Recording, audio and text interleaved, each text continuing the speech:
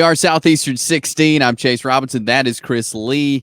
As we're going to talk about a huge SEC game that is happening this week as South Carolina, coming off that big win at Kentucky, hosts the LSU Tigers.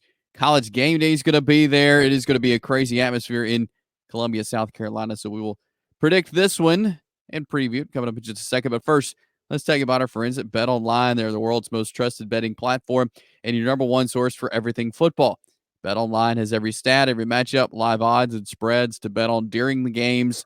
If you think you know your stuff, you can get in on a $200,000 mega contest and pick 5 games against the spread every week for your chance at weekly prizes and a share of $200,000. When the game's over, you can go to the online casino, get in on a game of blackjack or poker or one of the over 150 slots games. So head over to the website to get in on the action. BetOnline, the game starts here. All right, Chris. Look, South Carolina, LSU. Let's start with South Carolina offensively because this is a team that we had to learn some things about, and I think we're still learning about them. Freshman quarterback Lenora Sellers takes over leading the offense. They looked good against Kentucky. They put up 23 points in the opener with Old Dominion. And then last week, 31 on Kentucky.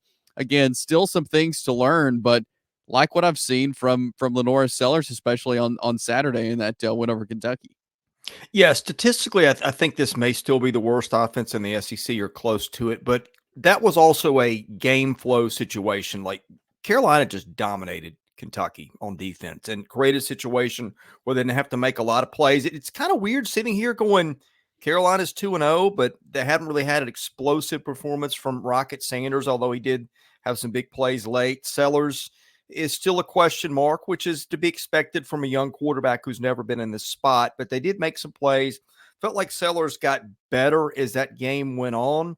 And look, scoring 31 against Kentucky, I know a lot of that was done by the defense. That's a really good defense despite, how bleak the outlook is for Kentucky at the moment. But it was just kind of a business-like performance for them. And I was really – I don't think anything surprised me in college football other than maybe Northern Illinois beating Notre Dame more than the way the Gamecocks just went to Kentucky and took it to them last week.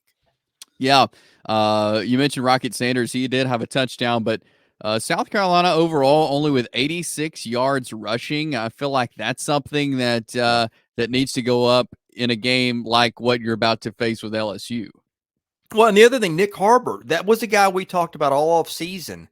I think he's had 37 snaps. He started. I still don't know that he's had a catch this year. I mean, it's just it's a weird situation, and it sort of screams, yeah, there are some issues with them, but at the same time, there's also a lot of room for improvement. And you know what? I'm not completely sold on LSU's defense, especially if you read some of the injury report stuff coming out of that game. We were concerned about LSU's defensive line before the season, and now Jacoby and Guillory, their best guy, is out there. I mean, South Carolina, the script for them is just kind of take care of business, keep your offense on the field. Your defense is forcing turnovers to getting sacks. And I'm very interested to see if maybe Carolina takes a step up this week offensively, just based on having Sellers more comfortable, being at home, all the things are going to come with this game.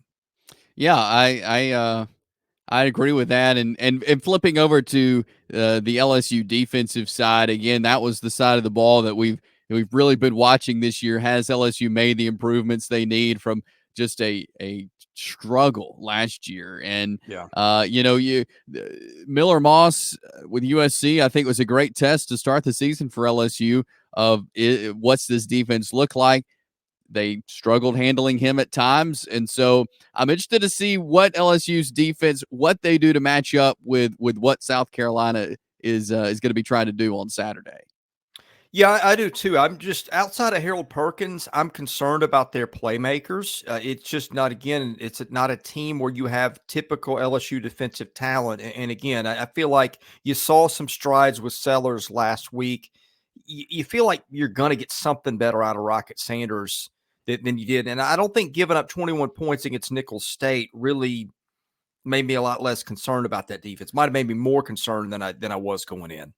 Yeah, because they again first half was close for LSU and Nicholls. They Nicholls had 14 points at halftime. They scored again in the third quarter, and so yeah, I mean I think South Carolina's offense. It'll be interesting to see what exactly LSU does, and if they're still able to make the plays that they were against Kentucky, who we know has a very veteran defense. If South Carolina can do the Yeah. same thing on LSU, will be interesting to see. LSU offensively, Chris, Garrett Nussmeier was 27 of 37 against Nicholls, 302 yards, threw 6 touchdowns. He's a guy who he's been waiting his turn. You know, we knew kind of that he does have talent. He's not going to have Jaden Daniel numbers, obviously, of what he put up at LSU last year, but I like what I've seen from Garrett Nussmeier, and he looks comfortable with the offense there at LSU. Yeah, Garrett Nussmeier is I think the least of LSU's problems. Now, where I'm concerned is their running game. Average 3 yards a carry against Nicholls. The Emery injury, I think, is big. I really liked the way he looked down the stretch of that Southern Cal game. He wasn't dominant, but he was just giving them, felt like 7 or 8 yards every time he touched the ball. I don't know. I mean, Kyren Lacy had a bleeding ankle at some point late in the game. I don't know the status of that. We're doing this on Monday, but I mean, this was an offense where they lost some playmakers last year. And look, they gained, what was it, 378 yards against Nicholls. And I'm looking at going, well, was there a 3 or 4 turnover situation where your offense just, wasn't on the field? No, they didn't turn the ball over. And look, the story for Carolina, as we've talked about, is that defense. They're getting a pass rush off the edges. They're getting good play out of the defensive backs. They're forcing turnovers, things that haven't really been a problem for LSU yet. And I am intrigued a little bit because a lot of South Carolina's damage is coming off the edge. Well, guess what?